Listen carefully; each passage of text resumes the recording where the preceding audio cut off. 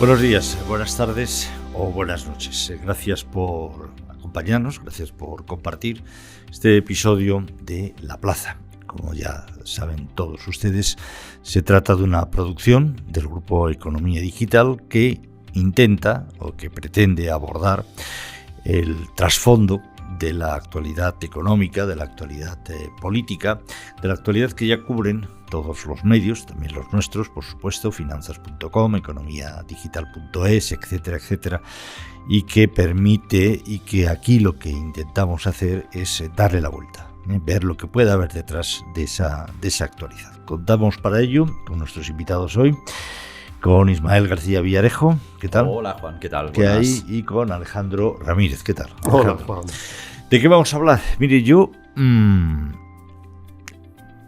pensaba engancharnos con las conclusiones de un foro que organizaron estos dos señores hace unos días, en concreto el día 9 de marzo, si no estoy equivocado, en el que invitaron a las personas que toman decisiones, a las personas que aconsejan sobre qué manera invertir, a las personas que tienen pues un patrimonio líquido aproximadamente por encima de los 300, 400, 500.000 euros, sin contar patrimonio inmobiliario o otro tipo de activos. Patrimonio líquido, con ese patrimonio líquido pues ya le da a estos señores acceso a esas mentes, digamos, más preparadas de la banca española para que les aconsejen, les asesoren, les lleven sus cuentas personales, etc. Es por lo tanto un escenario, es por lo tanto un laboratorio donde se pueden observar o se pueden deducir tendencias de futuro, qué va a pasar. Yo estuve un rato y salí preocupado, salí como corriendo. Porque incluso aquellos fenómenos que aún algunos podían tener la sensación de que eran efímeros, pues estos señores no lo veían así en absoluto. Por ejemplo, el tema de la inflación.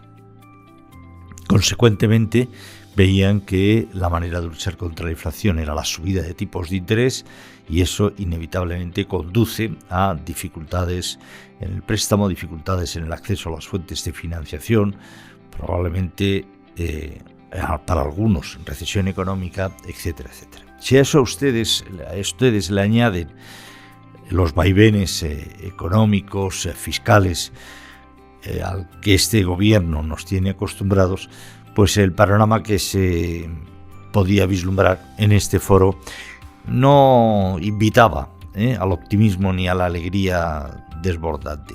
Por lo tanto, yo me quedé un poco con esa copla y dije, bueno, pues en La Plaza se lo tenemos que contar a todos. Si ustedes estuvieron en el foro, pues al menos quédense con el análisis de estos señores, las conclusiones, los resúmenes, la jerarquización que hacen de los problemas. Si ustedes no estuvieron, pues le vamos a dar un resumen ahora, preparado por sus dos principales protagonistas. Vamos a hablar, pues, de las perspectivas económicas de la gente que invierte el dinero o que invierte más dinero, de cómo ven, qué piensan que puede ocurrir en los próximos meses. Vamos a hablar también de que parece que por fin vamos a poder saber el número de parados que tenemos y vamos a hacer una prospectiva política, ver todo eso, en qué escenario se va a desarrollar. Para mí, no hay un mañana después de las elecciones municipales. Cualquier ejercicio de previsión, de análisis de qué puede ocurrir después, pues es en estos momentos absolutamente no ya arriesgado, sino que probablemente sea muy superficial. Porque cada día que pasa, las elecciones municipales y locales del 28 de mayo adquieren más y más relevancia para el futuro de este país. Pero bueno, eso es en principio la presentación, el prólogo, que dicen ellos en la revista Inversión. Los análisis de verdad, las intervenciones se las traigo ahora mismo. Si os parece, empezamos. ¿Les parece también a ustedes? Pues empecemos.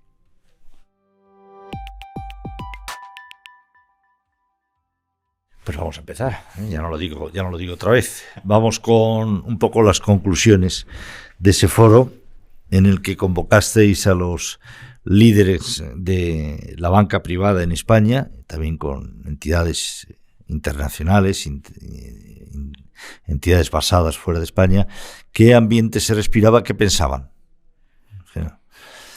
Bueno, como decías, no era como para seguir corriendo, pero para tomar muy buena nota sí. Porque sí que yo me quedé con la idea, Alejandro, de que bajaron muchos suflés, ¿no?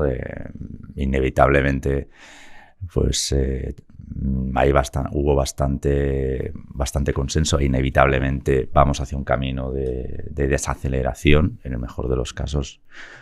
Bueno, hay según quien, hay algún banquero o alguna gestora que depende de la zona mundial en la que se fije, pues ve incluso recesión. Sí que es verdad que no son recesiones dramáticas como las que tuvimos durante la década pasada, pero al fin y al cabo en recesión, con lo que conlleva una recesión que la diferencia para mí notable o la diferencia de calidad respecto, por ejemplo, a la de 2012, en la que después de las medidas ultra expansivas se consiguieron unos tipos de interés, por lo tanto un acceso a la financiación barata, ¿quién podía acceder a ella? La diferencia básica es que la financiación va a ser muy cara. A los estados le va a costar dinero, muchísimo dinero, bueno, pues conseguir recursos para poder capear lo que no consigan ingresar por vía de impuestos o porque se les enfría la economía. Es un poco lo que buscaba también el BCE, que está en eso. Pero no me dio la sensación de que hubiera alegría entre los banqueros privados.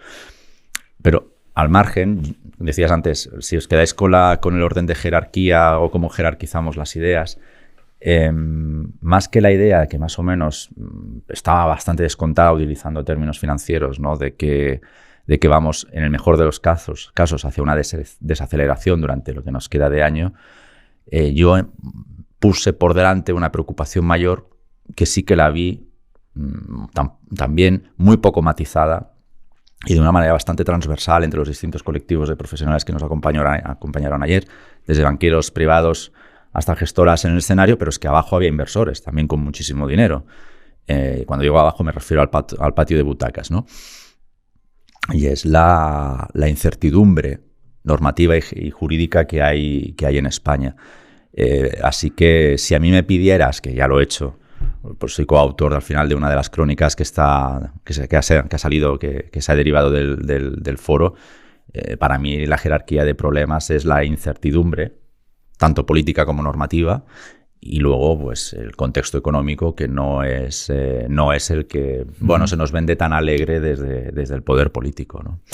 Alejandro. Sí, coincido bastante con Ismael. Creo que muchos inversores llegaron a esta cita pensando que después del arranque tan fulgurante que han tenido las bolsas este año, pues como que lo peor había quedado atrás y que entrábamos en un camino de recuperación, y ayer eso pues se vino un poco abajo, ¿no? Porque dijeron que de cara a la segunda mitad del año pues no son tan optimistas como podían esperar la gente, sobre todo por lo que apuntaba al principio. Ahí está la inflación que cada vez los datos que hoy se han conocido también de Alemania siguen siendo muy, muy elevados. Todas las cifras que se están publicando apuntan a que será muy difícil doblegar la inflación, y los propios banqueros centrales ya esta misma semana han anunciado que esto va a seguir subiendo los tipos de interés, que van a estar muy por encima de lo que tenían previsto, de lo que había calculado el mercado, y que prácticamente que la lucha contra la inflación pues estamos muy lejos de llegar a su fin. También era muy importante ayer la visión de los bancos privados internacionales, porque claro, se mueven en distintos escenarios y coincidían y hablaban mucho esa preocupación que tienen por los cambios impositivos que se producen en España. Cada vez hay más consultas de clientes que están viendo la posibilidad de hacer las maletas y irse a otro lugar, porque claro, ya no solo es el hecho de que aumenten los impuestos, que tiene lógicamente un gran impacto, sino la inseguridad que no sabe eso cuánto tiempo va a durar, porque dice que en principio un impuesto de solidaridad durante 2 años, pero ¿y si es permanente? Y es que como aquí vamos cambiando las cosas constantemente y no hay una hoja clara de ruta, sobre todo en materia impositiva, y es por donde se produce la mayor consulta, la mayor preocupación por parte de los de los inversores porque quieren saber qué está pasando. Y comentaban que ya no solo las grandes fortunas, sino que han visto cómo los planes de pensiones van cambiando también constantemente su tributación. Entonces, al final ven que no hay un marco claro con el que tú puedas planificar una inversión a largo plazo, que eso es de lo que se trata y eso es lo que buscan. Claro, cuando se siente, ¿cómo planifico? Pues mira, pues no sé, depende de lo que decida mañana el gobierno en esta materia. Entonces, bueno, si eso no genera incertidumbre...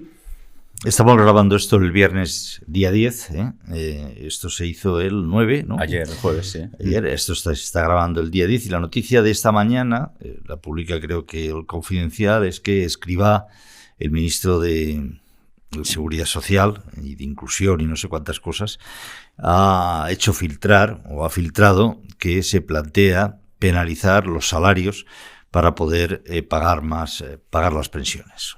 Por lo tanto, se trataría de un nuevo aumento sobre las cotizaciones sociales. Mira, aparte de que no sé cuántas medidas, hoy había un artículo en Economía Digital de Raúl Massa sobre el número de decretos que ha afectado al sector eléctrico y energético en los últimos 3 años y parece que son 10. O sea, es una borrachera de decretos permanente. Lógicamente, cuando se hacen 10 decretos en 2 o 3 años, es imposible de saber si alguna de esas medidas ha tenido efectos o no ha tenido efectos. Usted hizo eso para lograr ¿qué? ¿Y en qué punto? ¿Lo ha logrado? ¿No lo ha logrado? Si no, ¿por qué? Eso ya se olvida. Se hace un nuevo decreto con una nueva medida, con el daño que eso tiene para lo que las personas necesitamos, que es una visión a medio plazo un poco, de oiga, ¿esto hacia dónde va a ir? Bueno, pues esta mañana del viernes día 10, nos enteramos, si la noticia es cierta, que se plantea hacer el gobierno una nueva penalización sobre los salarios, las cotizaciones sociales, en teoría, para poder pagar las pensiones. No hay, en todas estas, no he visto una sola medida, una sola medida, no 2 ni 3, no, una sola medida de reducción del gasto público, ni una. Permanentemente, a cada problema, permanentemente, ante cada novedad, ante cada situación difícil, la respuesta es aumentar la factura fiscal, aumentar los impuestos, permanentemente, o los beneficios que el Estado le están cayendo del cielo de la inflación, que le han permitido ingresar creo que del entorno de 30.000 millones de euros más, 40.000 millones ya de euros más por el efecto simplemente inflacionario, y que en lugar de volvérselo a las familias para que no fueran penalizadas por la inflación, es decir, esto que yo estoy recaudando de más, al margen de mis presupuestos, ténganlo ustedes para así de esta manera limar el efecto o el daño que la inflación le puede hacer. En lugar de eso, lo gasta y no tiene bastante. ¿Pero por qué no tiene bastante? Porque no hay, repito, ni una sola medida de reducción del gasto público. No hay. Me gustaría ver, aunque fuera el chocolate del loro, famoso, me gustaría ver que Moncloa hiciera un gesto y decir, miren, señores, como sé que voy a tener que poner más impuestos a los trabajadores, a los empleados, como quiero que las pensiones se actualicen conforme a la inflación, como quiero hacer todas estas cosas. Mire, de los 200 asesores que tengo en la Moncloa, creo recordar, o no sé cuántos. Creo que son 1.000. 1.000. Es que me estoy quedando corto. Es que me reprimo permanentemente porque a mí me suena exagerado, ¿sabes? Ya digo 200 y ya me suena exagerado. Entonces, sí, yo tenía la cifra de 900 y pico, pero sí, claro. Sí, pero lo voy a confirmar, para no hablar de memoria. Es decir, oiga, pues, mire, vamos a reducir estos 900 y pico asesores, vamos a dejarlos en 700. Y todos aplaudiríamos, ¿no? Todo el mundo se aprieta el cinturón. Pero no, eso no se toca. Eso no se toca. No, y aparte, en el tema de las pensiones se ha visto claramente, porque la única medida que iba a tomar un poco de contención, de frenar el gasto, que era ampliar el cómputo de los años de cotización, al final ha metido marcha atrás para que los sindicatos le den el visto bueno, y va a conseguir el aprobado de esta reforma, pues eso, vía empresario, vía cuál es su política. Invito yo, que pagas tú. Y al final siempre es el empresario el que paga la fiesta. Y él ha dicho, claro, vamos a subir las cotizaciones sociales más, vamos a ampliar, etcétera, etcétera. Y por la parte de contener el gasto dentro ninguna. No hay ninguna medida. Cada día lees una noticia de que se ha contratado un asesor nuevo por aquí, se ha abierto estas cosas. Pero haga una. Es decir, no le pido muchas. De un poco ejemplo al país de que usted entiende que la situación... No. ¿Cuántos asesores Pues son? mira, nos hemos quedado cortos. Son alrededor de 1.100 y están en 785 para la Moncloa, es decir, para toda la estructura, y 370 solo para presidencia del gobierno. O sea, solo para Pedro Sánchez. Es decir, que Pedro Sánchez no está en la Moncloa, no le valen los otros 785. Los otros 785 son para los demás. O sea, pues para Óscar Redondo y todos estos, ¿no? Y en cambio, 370 reportan directamente con Pedro Sánchez. 370 asesores dependiendo directamente de presidencia del gobierno. Pues, ¿hacia qué nos encaminamos? A mí me gustaría traducir alguna de las cosas que habéis dicho. Creo que ha sido... a los estados les va a costar dinero, ¿no? Sí. Los estados es un... El Estado es un ente jurídico. El Estado no le va a costar ni más ni menos. Ya le digo que el ajuste fiscal que inevitablemente vendrá, ya le digo a quién le va a costar. No, bueno, sabes que, perdónate, evidentemente no hablaba del Estado como algo, como lo haría pues Carmen Calvo, por ejemplo. O sea, yo soy muy consciente de que el Estado pues es una estructura que sirve a la nación y esa estructura pues al final somos todos. No, pero fíjate, ya está. Y lo pagamos entre todos. En algún momento. ¿Qué significa que el Estado tenga que pagar más deuda? Pues significa menos médicos, significa menos profesores. Bueno, Bruselas ya ha anunciado que vuelven las reglas fiscales a partir de 2024, así que quien gane las elecciones se va a encontrar con un panorama tremendo, porque la IREF ya lo ha dicho. Venimos avisando desde hace mucho tiempo que era necesario un plan fiscal serio para cuando llegara este momento viera el gobierno cómo podía reducir el gasto y no al contrario, lo que se ha disparado. No hay una medida de reducción de gasto.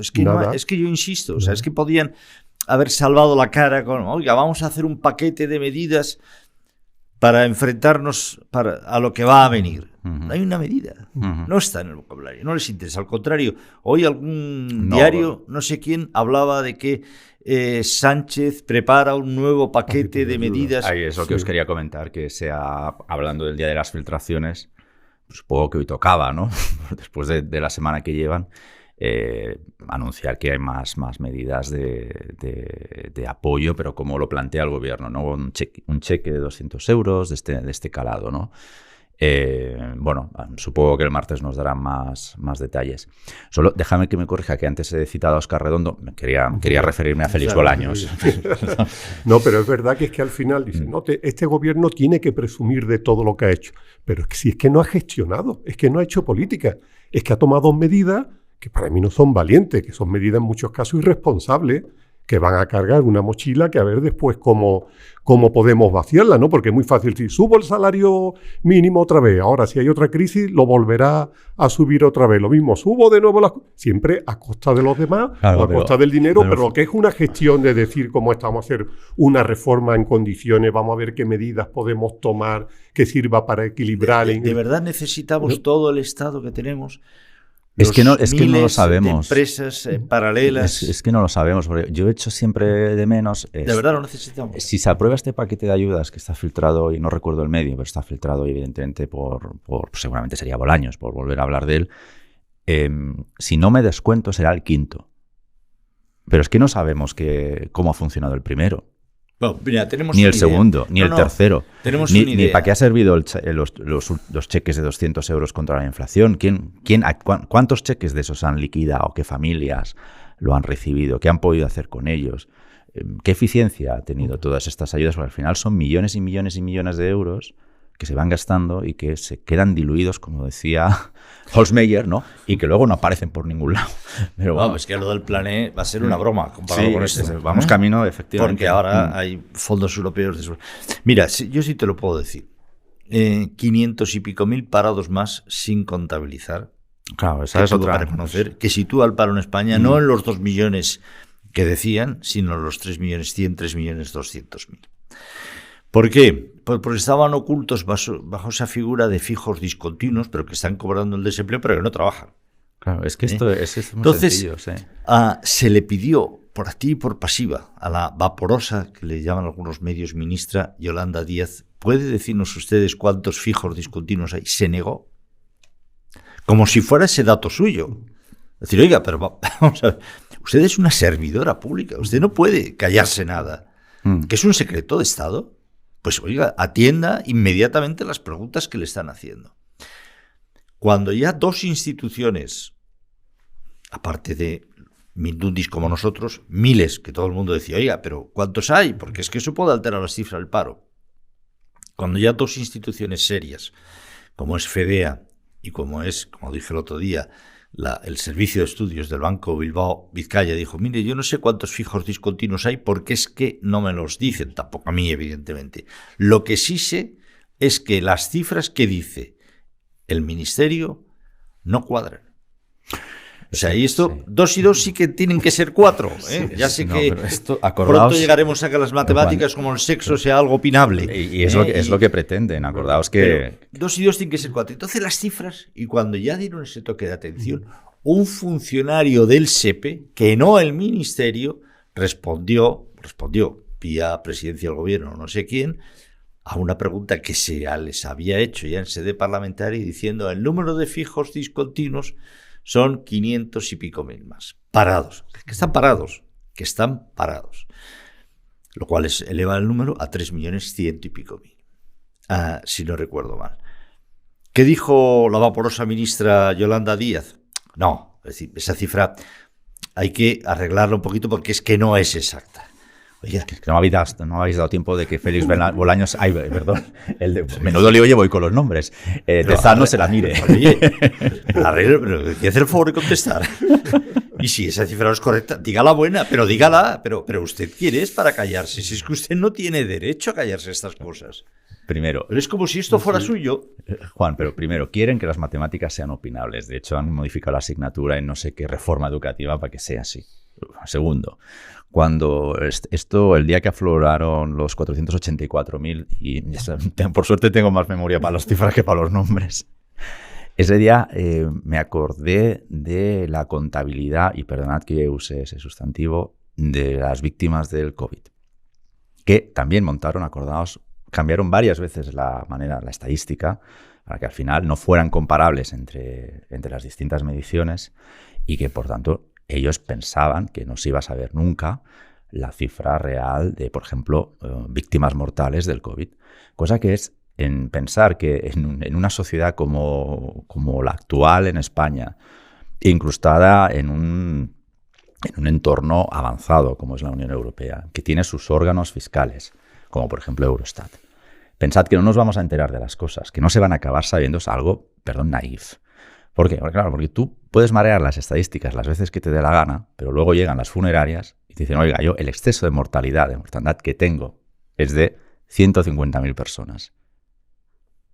Ya tienes el dato. Pero no les importa. Es que entonces, claro, dice, oiga, si es que usted puede marear la cifra de parados, de fijos discontinuos, lo que le dé la gana, pero al final, si no es BBVA Research, pues será Eurostat, que es la oficina que mide el paro en Europa, en la zona del euro, porque la zona del euro saca sus datos de paro y te pedirán explicaciones, porque es que el Eurostat, afortunadamente, es un organismo muy serio de contabilidad paneuropeo que pues hay que acabar rindiendo cuentas también ante él. Lo que pasa es que ahí ellos juegan con que, cuando vengan los de Eurostat a pedirnos explicaciones o cuando vengan los de las funerarias a sacar sus excesos de mortal, ya ha pasado un año y ya no nos acordamos. Y creo que juegan a eso, a diferir la verdad. Es que si fuéramos a esto, si están equivocados o no, yo creo que haremos una especie de trampa. Yo he llegado a la conclusión, el otro día lo dije, que no podemos decir, oiga, pero es que no podemos pensar, pues, caer en ese debate. Oiga, los datos del paro, pues es que se ha equivocado, pues es que le cuesta mucho. No, es que estoy convencido de que consideran que el Estado es suyo. Bueno, eso es... Pues, no, es suyo. Sí, se comportan como... Suspenden las Cortes, así, sí. Como el Tribunal Constitucional dijo a posteriori que había sido inconstitucional el acto. Dos veces. Cuando consideran que les puede perjudicar, porque no saben cómo van a tener que afrontar la pandemia y puede colocarles en situaciones difíciles si el resto de la Cámara considera que no lo están haciendo bien, que les pueden hacer preguntas complicadas. Eliminemos ese debate, señores, no hay Cortes, no hay Parlamento. El Estado es suyo, o sea, lo tienen interiorizado. No entiendo de otra manera. Lo tienen absolutamente interiorizado. Por eso cargan, llenan de asesores, primos, amigos, etcétera. El Estado y todo lo que es el Estado, no solo la administración pública, también empresas adyacentes que pertenecen a los que el Estado tiene una Indra, Televisión Española. Y dos, por lo tanto, están convencidos de eso. No entremos en un debate si los datos los dan mal, tarde, nunca, peor y tal. No, porque es que el debate es, oiga, usted no tiene derecho a guardarse esto. O sea, usted, usted no tiene derecho. Usted está quedándose con algo que no es suyo. Usted está robando al ciudadano algo que le corresponde y que es la información. No somos niños. Somos personas maduras, tenemos derecho, forma parte de nuestros derechos constitucionales. En una democracia, estar correctamente informados. Por eso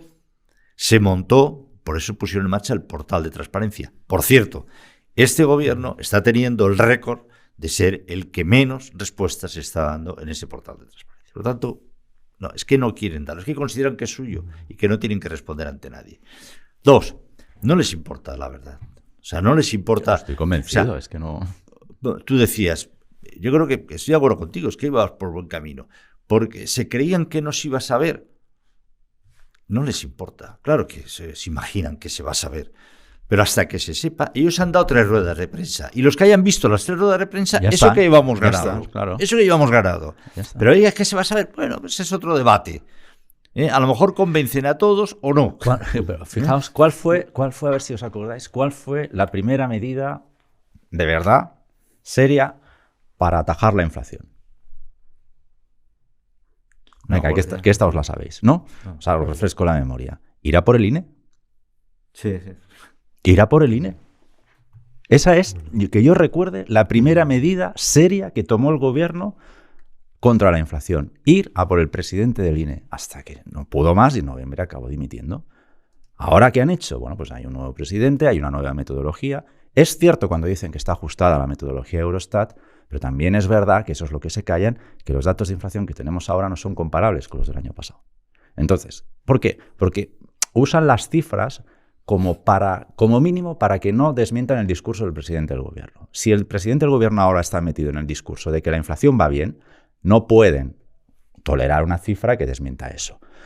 No sabemos si va bien o va mal, porque la cifra de enero o de febrero, que el dato de febrero ya es conocido, la que saldrá en las próximas semanas, el avance de marzo, no es comparable ni siquiera con la de diciembre, y mucho menos con la de enero, febrero, marzo del año pasado, que deberíamos saber cómo vamos a cerrar trimestre sobre trimestre para ver cómo vamos. Pero es que no es comparable. Y el INE lo que no ha hecho es lo que te dice Eurostat que tienes que hacer. Que si tú cambias la metodología en enero, tienes que publicar los 2 datos y revisar toda la serie histórica. Que ya sé que hay mucho friki de la economía y bueno, pues no a todo el mundo le interesa saber la inflación de enero de 2023 cómo compara con la inflación de 2013, por ejemplo, de 10 años atrás. Pero es que lo tienes que hacer. O sea, si tú cambias la metodología, tienes que cambiar toda la serie histórica. Y mientras no la cambias, publicas los 2 datos. Lo mismo lo hizo Calviño con el PIB. Cuando la cifra era negativa, no refleja la realidad de la economía, hay que cambiar la metodología, no mide bien, ahora cuando se recupera se calla y a otra cosa. No, y hay otra cosa aparte de lo que decía, con lo que estoy de acuerdo Juan e Ismael, este gobierno, y tienen una estrategia muy clara, que todo lo que ponen en marcha es fantástico. Nadie lo hace mejor que ellos. Entonces, si ponen en marcha la reforma laboral, es un éxito. Si pone en marcha los paquetes de ayuda contra la inflación, el primero sale a la semana, están funcionando maravillosamente, es un éxito, y esto, aunque tenga que sacar 6 más. Y con esto pasa lo mismo con el tema del paro. Ven que la barrera de los 3 millones es una cifra psicológica, al situar por debajo, lo ven como un éxito y han querido ahí por todos los medios sostenerlo. Pero no solamente eso, si es que han justificado, han dicho que eran unas cifras magníficas, el paro por debajo de 3 millones, que eso reflejaba el éxito de la contrarreforma laboral que habían hecho. Oiga, estoy esperando ya la rueda de prensa para que me explique si cuando el paro de verdad está por encima de los 3 millones, si es que su contrarreforma laboral fue un fracaso o no. ¿No? ¿Qué me parece de...? Bueno, es que, perdonad que se me ha ido un catalanismo, hace una semana o 15 días que ya están amagando con cambiar la contrarreforma, la propia Yolanda Díaz, con los despidos, creo que lo comentábamos, sí. Era aquí en la plaza, ¿no? Me parece, si no me despierto ahora de tertulia, era aquí, que decíamos, oiga, si usted cree que el despido por indemnización es insuficiente, narices, que es que cambió la reforma laboral hace un año, menos. Venga. Sí. Muy bien, con esas perspectivas hay mucha gente que nos dice, bueno, y esto tal, va a ganar Feijóo, va a ganar Sánchez. Y yo digo, mira, es que no, aparte de que no hay ninguna bola de cristal, Claro, y nadie puede saberlo, evidentemente, afortunadamente, solo faltaría eso es. que hubiera gente Es que que eso supiera, sería un problema. que supiera qué resultados iban unas elecciones. Es que yo estoy convencido de que no hay un mañana, hoy por hoy, detrás del 28 de mayo. Yo estoy de acuerdo contigo. Es Estoy de decir, acuerdo contigo.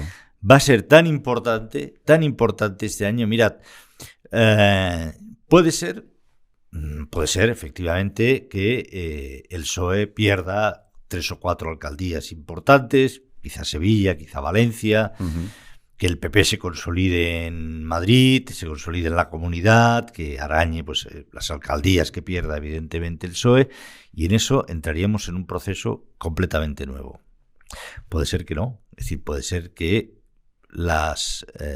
lo que el PP pueda ganar, si gana algo, no sea en absoluto suficiente, y pierda la batalla por lo que en este momento son sus objetivos, que aparentemente más al alcance de la mano en base a las encuestas, quizás Sevilla, pero también Valencia lo tienen, posible mantener holgadamente Madrid y la Comunidad de Madrid, entre las que recuerdo, conseguir ganar Zaragoza, y quizás si no consigue eso, el PP, si se queda ahí, si pierde de la forma que sea, se le va a hacer muy largo a Feijóo el post-28 de mayo, y no está tan claro.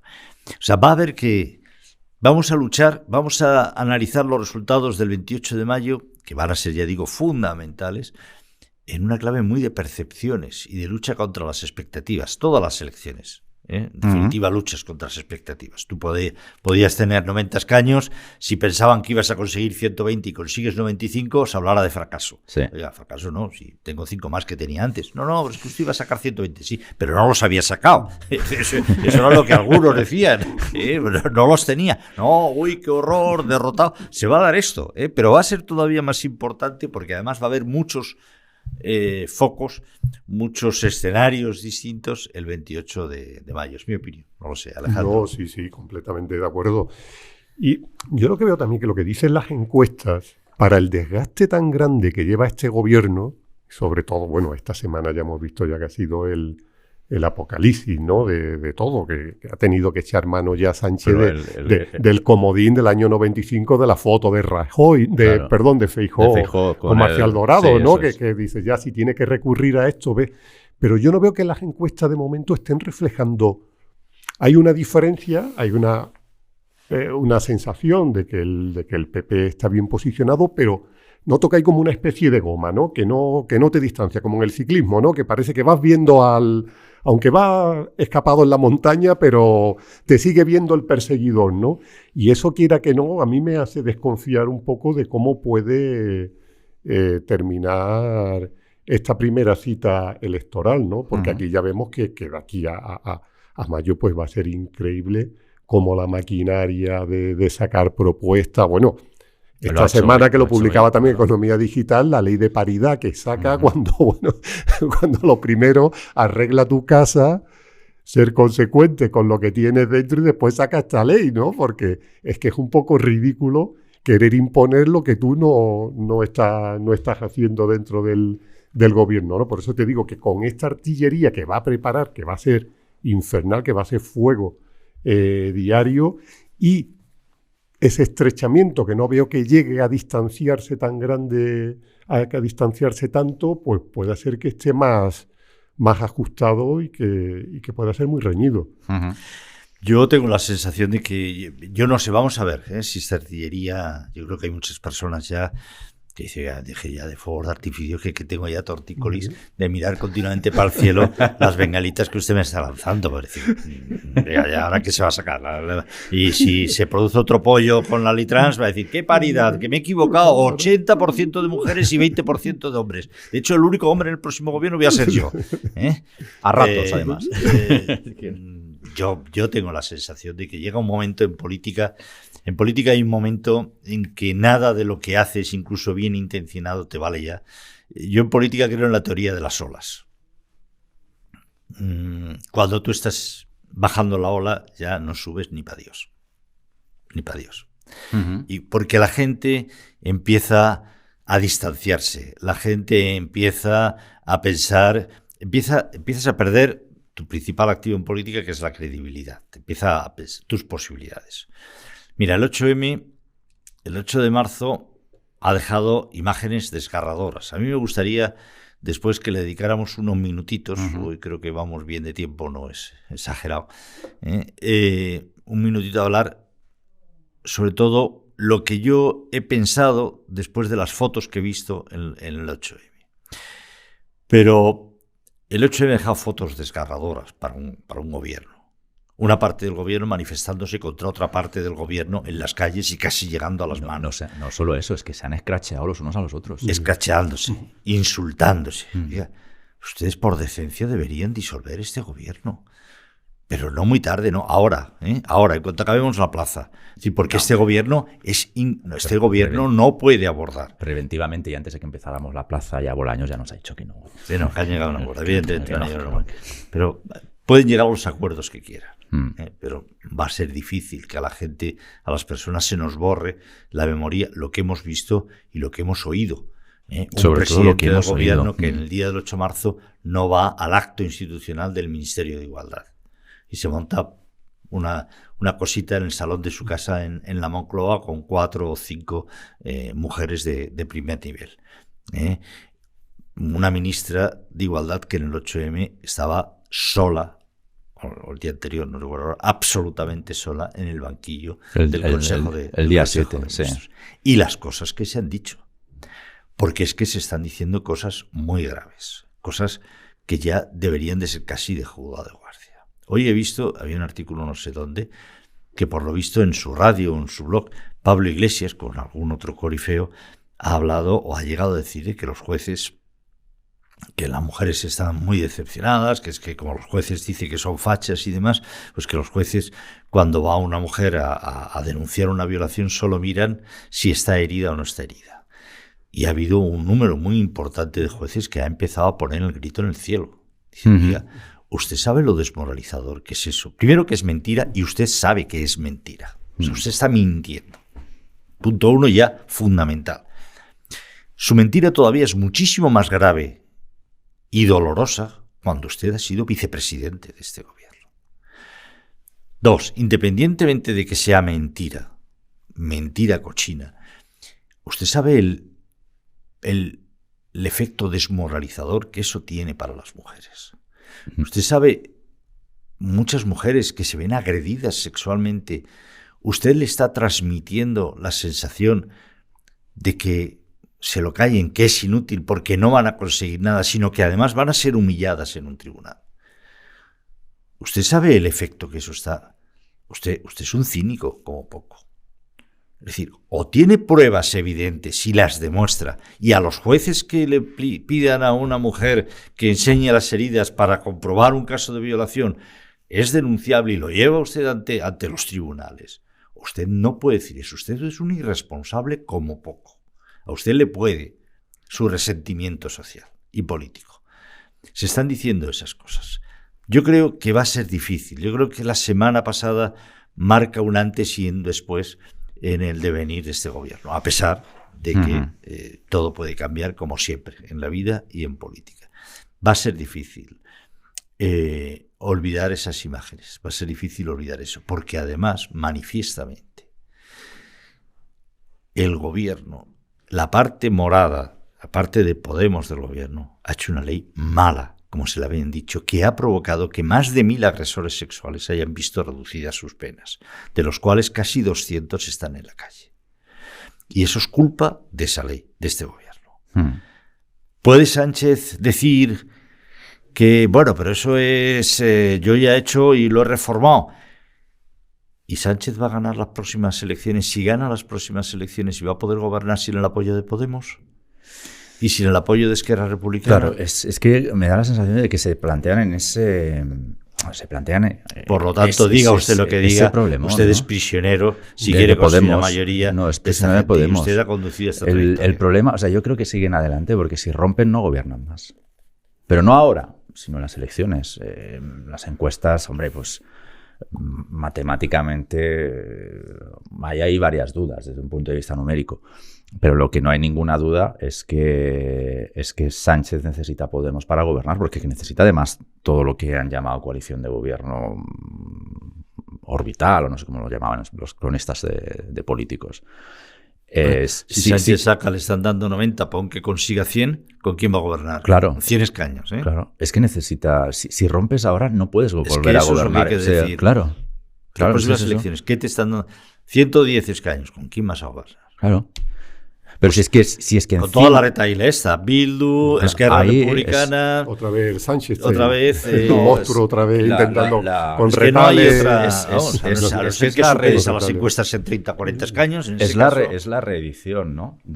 Por tanto, es que entiendo, de verdad que entiendo que desde un punto de vista estratégico no quieran romper el gobierno a pesar de todo lo que se ha dicho y hemos visto, sobre todo lo que hemos escuchado estos días. Pero a mí me llama la atención la descomposición ya exagerada de Podemos. Me llama la atención estáis comentando encuestas. Yo hasta el día 28 no me estoy fijando ni en el primero ni en el segundo, sino en el tercero. Porque me da la sensación que ahí está la clave, ¿no? Ahí quien sea la tercera fuerza realmente te va a indicar quién va a gobernar, si Sánchez o Feijóo. Y es que me da, y por eso no veo, y justifico por qué no veo el 29 de mayo, o no veo el 27 o el 28 de mayo. Es decir, no sé ver qué va a pasar más allá de las elecciones. Porque Podemos estar en descomposición, pero abierta ya a unos niveles que yo pocas veces he visto en política, ni siquiera Ciudadanos se descompuso tan rápido. La OCDE ya se me escapa un poco más de la memoria histórica, pero es exagerado cómo se está disolviendo. La brecha PSOE-Podemos es interesante, pero la brecha Yolanda Díaz-Irene Montero también. Venga, Alejandro. Y nada más. Solo apunto. Podemos esto. Y Vox es que está haciendo el ridículo a unas maneras.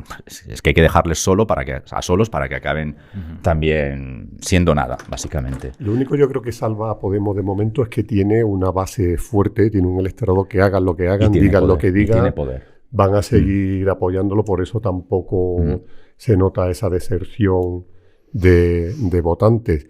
Y es verdad, el gobierno está fracturado, pero no se rompe. Esto es que pase lo que pase, van a seguir hasta el final. Y bueno, quítale a Sánchez su presidencia europea que empieza en junio, que eso ya, porque comentaba de los fuegos artificiales, pues ahí fíjate cómo lo va, cómo lo va a hacer, ¿no? Ya, ¿no? Hay musicales y de todo. Y otra de las fotos que comentaba de la semana en el Congreso, aparte de la soledad de Irene Montero, la ausencia del presidente del gobierno, que has tomado la decisión de reformar una ley errónea, de una ley fallida, de una ley que está provocando un daño incalculable, y ni votas a favor de esa ley, y ni vas. No, pero es que ni votó. Ni votó, que podía haberlo hecho telemáticamente. Votó. ¿Qué mensaje estás enviando?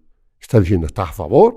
¿Estás en contra? ¿Que lo haces solo por tema electoral? Porque la encuesta te tenía que hacerlo, pero defiendes la ley y no quieres, no porque ha votado el PP, no, es que tendría que dar explicaciones también. Para mí fue la viva imagen de que nunca ha habido un gobierno, sino que porque cuando lo comentábamos Juan y yo, cuando el mensaje automático de la mañana siguiente es no, pero vamos a seguir gobernando juntos. Oiga, ustedes no han gobernado juntos nunca. O sea, han gobernado en paralelo, si quiere, compramos ese matiz, pero juntos ustedes no han gobernado nunca.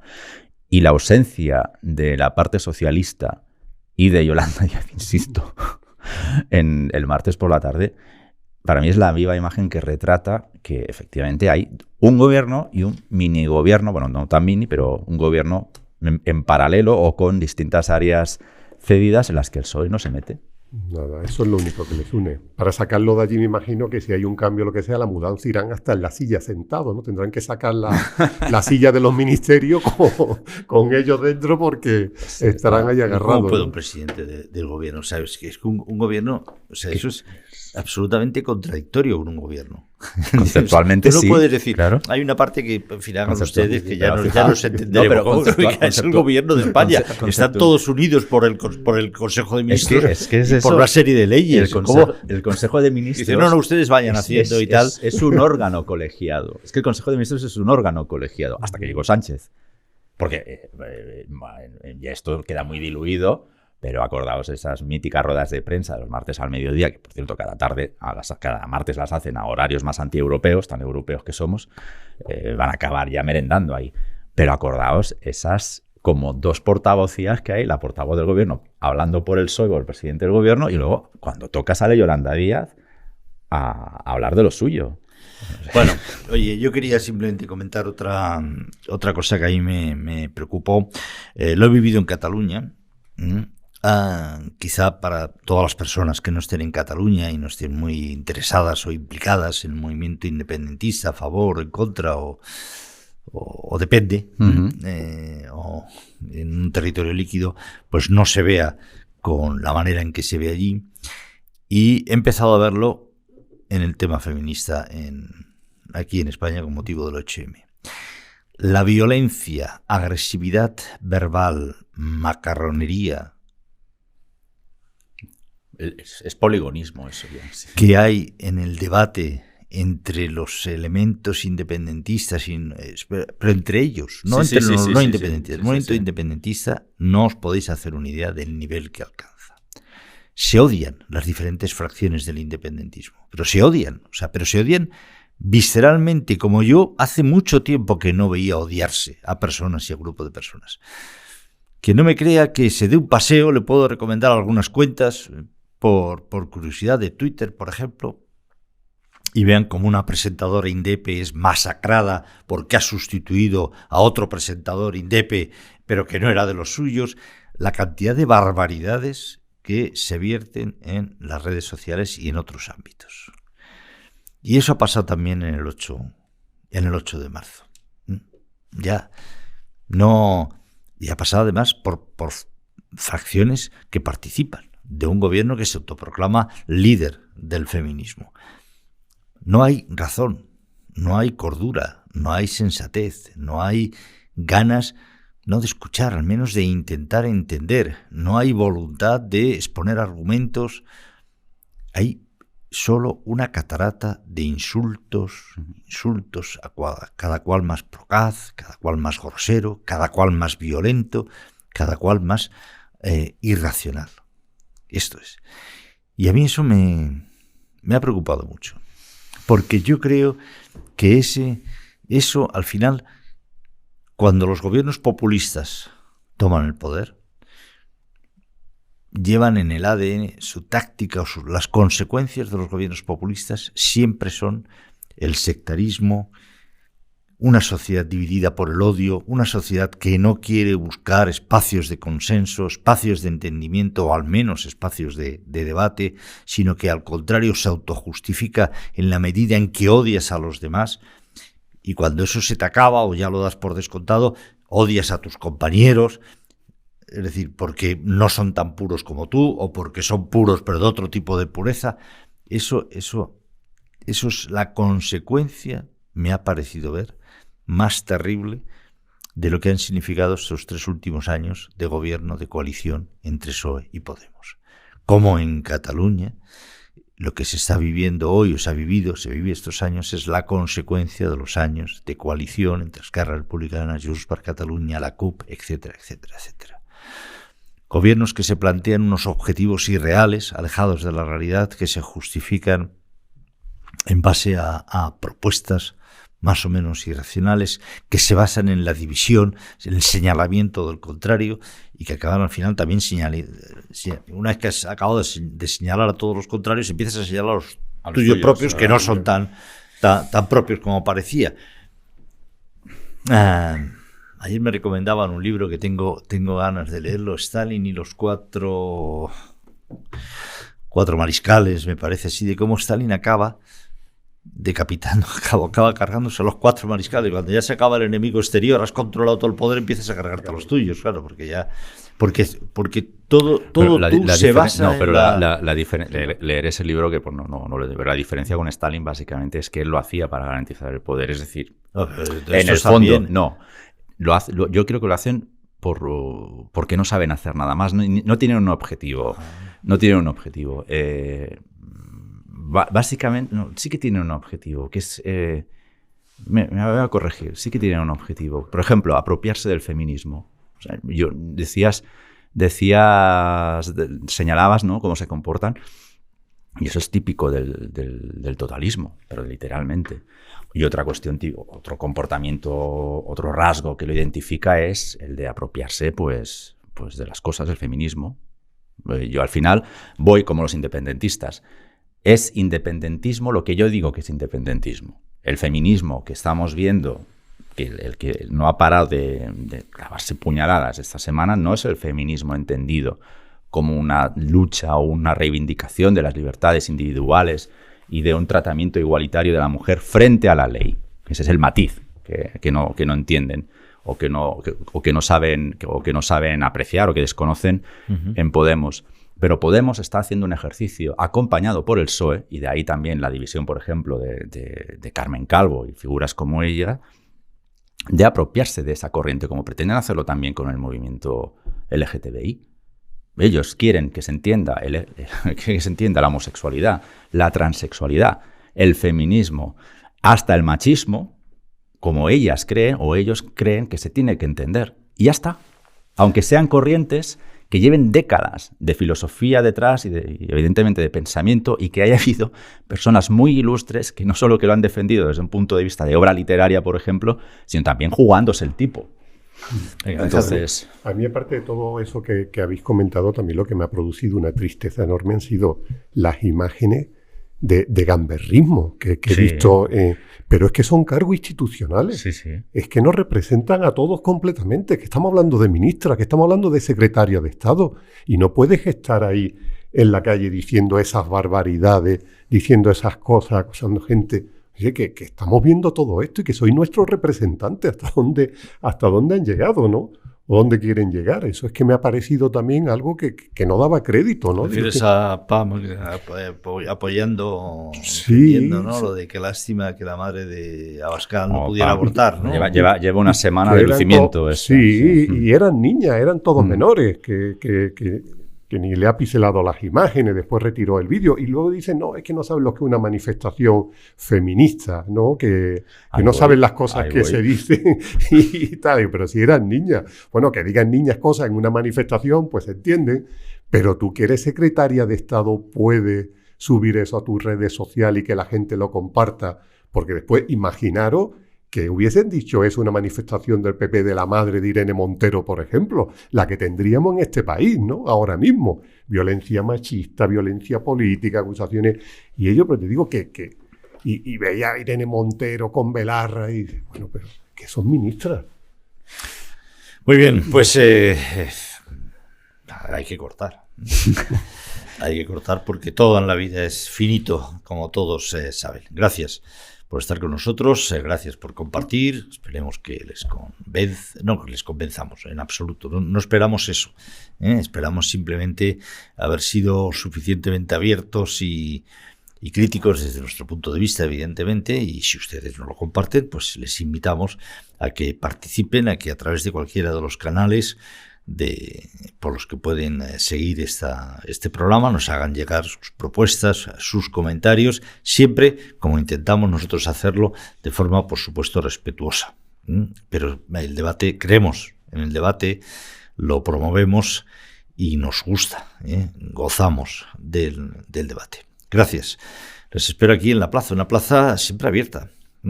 Los muebles los cambiamos de tanto en tanto, una vez a la semana, pero la plaza siempre está abierta. Quédense que es un buen lugar, se lo prometo. Gracias, hasta luego.